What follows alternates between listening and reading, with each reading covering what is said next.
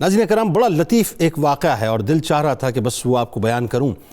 رسول کریم صلی اللہ علیہ وآلہ وسلم کی نگاہ اس خطے پر ناظرین بہت ہے، اس میں کوئی دوسری رائے نہیں ہے۔ اس کی مثال میں آپ کو دیتا ہوں کہ ہندوستان ظاہر زمین کا وہ حصہ ہے کہ جہاں ابو البشر سیدنا آدم علیہ السلام نے سب سے پہلے قدم رکھا، اس میں تو کوئی دوسری رائے نہیں ہے۔ ہندوستان میں ناظرین اسلام کا پیغام نبی کریم صلی اللہ علیہ وآلہ وسلم کی حیات طیبہ میں پہنچ چکا تھا، یہ تاریخ کہتی ہے۔ تاریخ اس طرح بتاتی ہے کہ اسلام کی آمد سے قبل بھی عرب کے اہل ہند سے تعلقات تھے۔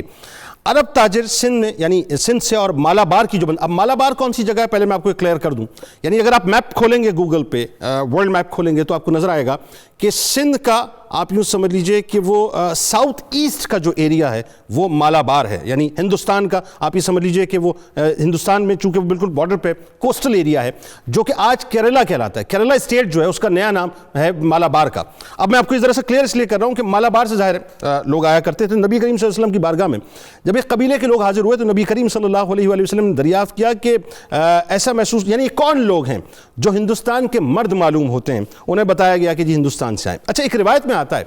کہ جب شق القمر کا واقعہ ہوا، چاند انگشت مبارک سے دو ٹکڑے ہو گیا تھا نا ناظرین، تو ظاہر ہے وہ پوری دنیا میں دیکھا گیا، تو ہندوستان میں بھی ظاہر ہے یہ معاملہ دیکھا گیا۔ تو ایک حاکم تھا، یعنی ہندوستان کا بادشاہ تھا، اس کا نام تھا چکرورتی فرماس، مالابار کو جو وہ رول کرتا تھا، اس نے بھی یہ شق القمر کا واقعہ دیکھا تھا۔ اور جب اس کو بتایا گیا تھا کہ اس طرح سے نبی ہیں، تو وہ تمام چیزیں چھوڑ کر رسول اللہ صلی اللہ علیہ وآلہ وسلم کی بارگاہ میں آ گیا تھا، یعنی مالابار چھوڑا اور سرکار مدینہ صلی اللہ علیہ وآلہ وسلم کی بارگاہ میں آ گیا۔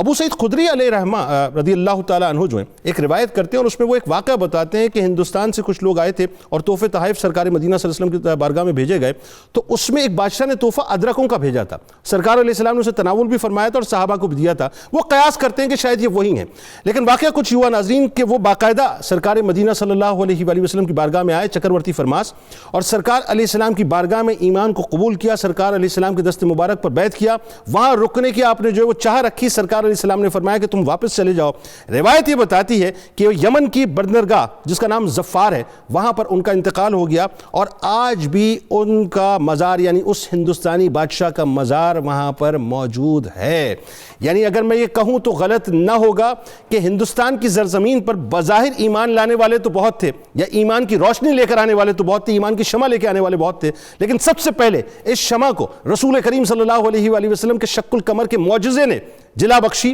اور روشن کیا، کہ جن کے ذریعے سے ایمان پہلے ہی اس خطے میں پہنچ چکا تھا۔